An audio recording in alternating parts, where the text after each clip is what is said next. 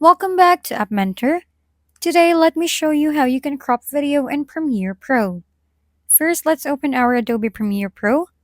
Then over here, let's simply drag our video to our sequence.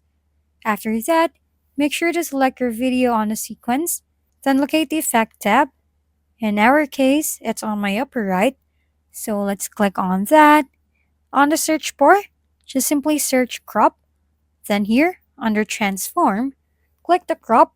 Just drag and drop this one on the sequence. Then go to your left over here. Make sure that you are in Effect Controls.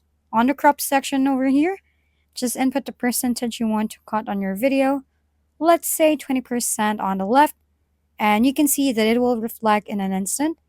But if you're not sure about the percentage of your cut, just simply swipe to the left or right on the slider over here.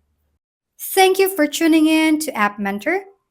If this video is helpful, please don't forget to like, hit the subscribe button, and leave a comment for any suggestions.